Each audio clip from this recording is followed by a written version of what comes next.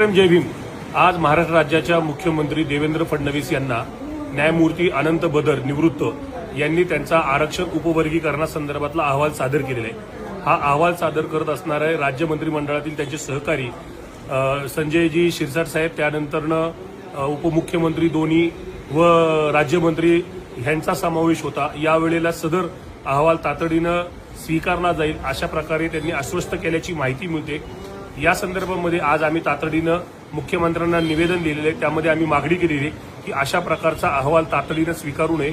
हा समाजावर दीर्घकाल परिणाम करणारा अहवाल आहे। या अहवालाच्या संदर्भामध्ये किंवा या मागणीच्या संदर्भामध्ये अनुसूचित जातींमध्ये सुमारे 70% लोक हे त्याच्या विरोधात आहेत, त्या संदर्भामध्ये आक्षेप नोंदवत आहेत। अशा वेळेला अनंत बदर समितीने जो अहवाल केलेला आहे तो एकतर्फी अहवाल असण्याची दाट शक्यता आहे, कारण त्यांनी कोणत्याही अन्य सामाजिक संघटनांच्या प्रतिनिधींची भेट घेतलेली नाहीये, त्यांना भेटण्यासाठी संधी उपलब्ध करून दिलेली नाहीये। त्यामुळे हा अहवाल एकतर्फी होऊन इतर सामाजिक घटकांवर अन्याय करणारा ठरण्याची शक्यता आहे। मुख्यमंत्र्यांनी हा अहवाल जनतेसमोर ठेवावा, यामधल्या काही हरकती सूचना जर असतील त्या सर्वसमावेशकपणे स्वीकाराव्यात आणि त्यानंतर जे काही योग्य काम असेल ते त्यामध्ये घ्यावेत, कारण यामध्ये सर्वोच्च न्यायालयाच्या निर्णयानुसार कोणत्याही प्रकारे इम्पिरियल डेटा स्वीकारलेला नाही।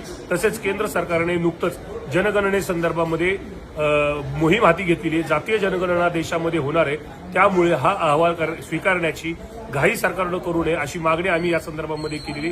या संदर्भामध्ये उद्या राज्य विधिमंडळातल्या आमदारांची आम्ही भेट घेत आहोत। मुख्यमंत्र्यांना भेट देऊन निवेदन सादर करण्याचा आम्ही प्रयत्न करणार आहोत। आपण आपल्या संघटनेच्या वतीनं मुख्यमंत्र्यांना एक निवेदन पाठवावं। आपल्याला जर अशा प्रकारच्या निवेदनाचा एक साधारणपणे ड्राफ्ट हवा असेल तर तो ड्राफ्ट आपल्याला उपलब्ध करून दिला जाईल।